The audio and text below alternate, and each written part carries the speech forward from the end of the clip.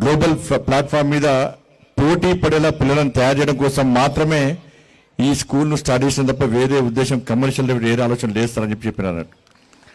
ఎందుకంటే మనం రిజల్ట్స్ వచ్చిన వెంటనే చూస్తుంటాం. మనం రిజల్ట్స్ వచ్చిన వెంటనే టీవీ ఆన్ చేస్తే 1 1 1 2 2 2 3 3 3 4 4 4 ఆ ర్యాంక్స్ అన్ని కొనేటియే.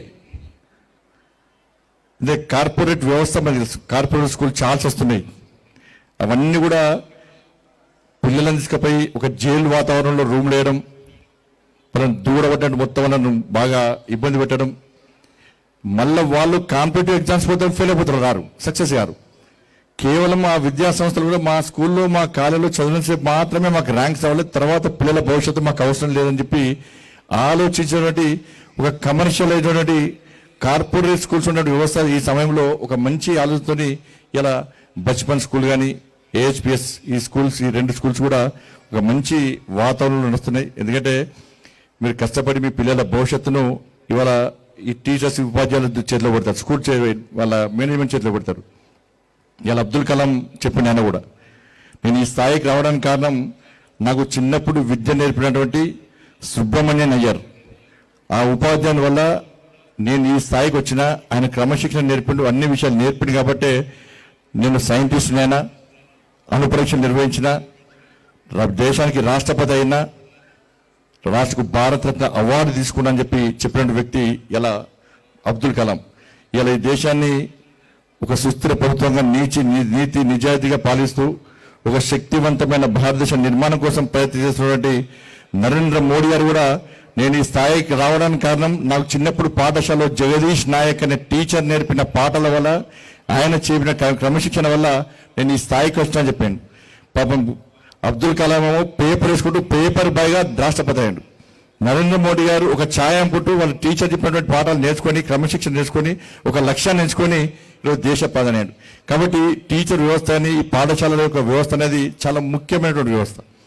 అందుకే పిల్లల భవిష్యత్తు ఖరాబ్ కాకుండా ఉండడానికి నరేంద్ర మోడీ గారు కూడా ఇలా దాదాపు 60,000 crores 60,000 crores ఇలా స్కాలర్షిప్, మెరిట్ స్కాలర్షిప్ కోసం ఖర్చు పెడుతుంది సెంట్రల్ గవర్నమెంట్. దాంతోపాటు వేరే కంట్రీస్ పోయి చదువుకోవడానికి కూడా ఇలా మధ్యలోనే స్టడీస్ ఆపేస్తూ ఉంటారు, మధ్యలో చదువు ఆపేస్తూ ఉన్నారు. కాబట్టి వాళ్ళు కూడా ఇబ్బంది పడకుండా వేరే కంట్రీస్ వెళ్ళినప్పుడు కూడా చదువుకోవడానికి ఒక్కొక్కరికి 25 lakhs చొప్పున మన మెరిట్ స్కాలర్షిప్ కూడా సెంట్రల్ గవర్నమెంట్ ఇస్తూ ఉన్నది. అందుకే న్యూ ఎడ్యుకేషన్ పాలసీని పట్టుకొస్తాం మనం. ఏంటంటే లేనిది ఉన్నట్టు చెప్పి చరిత్రను తరుమరు చేసే ప్రయత్నం ఈరోజు సమాజంలో జరుగుతున్న విషయం మనకు తెలుసు. తాజ్మహల్ కట్టారు, ఎవరు కట్టారు? షాజహాన్ కట్టారని చెప్పి షాజహాన్ గొప్ప వ్యక్తిగా చిత్రీకరిస్తున్నాం మనం షాజహాన్. కానీ తాజ్మహల్ కట్టిన సందర్భంలో ఆ తాజ్మహల్ కట్టడానికి ఆ లేబర్ ఎవరైతే ఉన్నారో వాళ్ళందరూ చేతులు నరికిన షాజహాన్. దాన్ని ఎవరు చెప్తలే మనం, కానీ షాజహాన్ గొప్ప వ్యక్తి చూపడుతున్నాం మనం. షాజహాన్ చాలా గొప్ప వ్యక్తి, తాజ్మహల్ నిర్వహించని చెప్పి మనకి గిఫ్ట్లు ఇస్తూ ఉంటాం మనం. కానీ తాజ్మహల్ షాజహాన్ యొక్క మూర్ఖత్వం మనం ఎవరు చెప్పలేని పరిస్థితి.